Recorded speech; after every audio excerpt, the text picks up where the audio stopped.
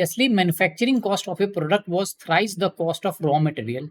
Now the cost of raw material increases in the ratio of 5:12 and manufacturing cost increases in the ratio of 3:5. The previous cost of the product was 8.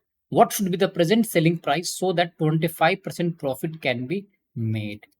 देखो, मैं पहले आपको simple तरीके से इस question को solve करके बताता हूँ, फिर मैं आपको बताऊंगा कि कहाँ आप गलती कर सकते हो और कहाँ आप डिफरेंट तरीके से सोच सकते हो, कभी कभी दूसरा थॉट कैसे आपके दिमाग में आ सकता है। ये क्लियर है? दो चीजें हैं, एक रॉ मटेरियल कॉस्ट है और दूसरा मैन्युफैक्चरिंग कॉस्ट है। इन दोनों का रेशियो क्या गिवन है? वो गिवन है बच्चों 1:3 में। अगर रॉ मटेरियल कॉस्ट 1 है तो मैन्युफैक्चरिंग कॉस्ट कितना होगा? 3 टाइम्स है। और इनिशियल कॉस्ट आपको क्या गिवन था? वो 8 है। दैट इम्प्लाई 1 + 3 4 यूनिट का वैल्यू किसके इक्वल है? 8 के। तो 1 यूनिट का वैल्यू किसके इक्वल होगा? 2 के। दैट इम्प्लाई रॉ मटेरियल का कॉस्ट कितना आ जाएगा? वो हो जाएगा 2 और मैन्युफैक्चरिंग कॉस्ट कितना हो जाएगा? सिंपली 6। नाउ क्वेश्चन में क्या कह रहा है कि रॉ मटेरियल कॉस्ट कैसे इंक्रीज हुआ है? 5:12 में। दैट इम्प्लाई 5 से बढ़ के क्या हो जाएगा रॉ मटेरियल कॉस्ट? वो हो गया 12। तो 1 से बढ़ के रॉ मटेरियल कितना हो जाएगा? वो हो जाएगा 12/5। तो अगर रॉ मटेरियल 2 है तो वो बढ़ के कितना हो जाएगा? सिंपली हो जाएगा बच्चे 12 × 2 and divided by 5। That imply जो न्यू रॉ मटेरियल कॉस्ट होगा वो हो जाएगा 24/5।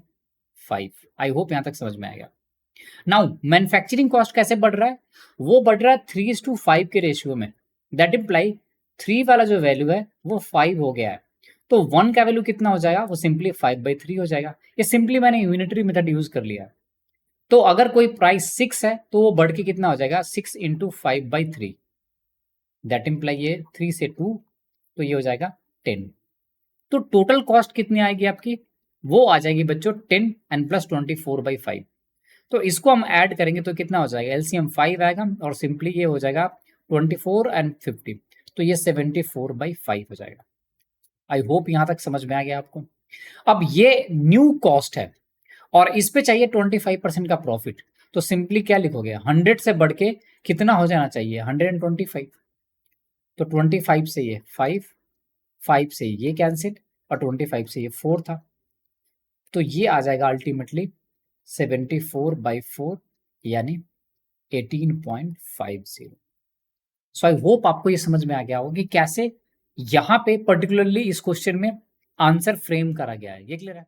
नाउ कुछ बच्चों को ये प्रॉब्लम आ सकती है, वो जो ये प्राइस इंक्रीज है ना 5:12 को, वो कैसे ले सकते हैं? वो ऐसे भी ले सकते हैं, वो बोलेंगे कि प्राइस 5/12 से बढ़ गया है और परसेंटेज टर्म्स में ऐसे समझेंगे। दैट इम्प्लाई अगर कोई प्राइस ओरिजिनल 12 है तो वो बढ़ के कितना हो गया बच्चे? वो 17 हो जाएगा। वो ऐसे एनालिसिस करेंगे।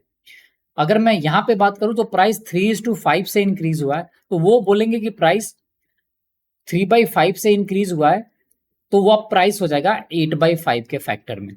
लेकिन अगर वैसे क्वेश्चन को सॉल्व करें तो यहाँ पे ऑप्शन ही नहीं है। तो कभी कभी भी हमें क्वेश्चन को इस तरह से भी सोचना चाहिए कि लैंग्वेज क्या दिया हुआ है क्वेश्चन का, सो दैट आप प्रिसाइजली आंसर तक पहुंच पाए।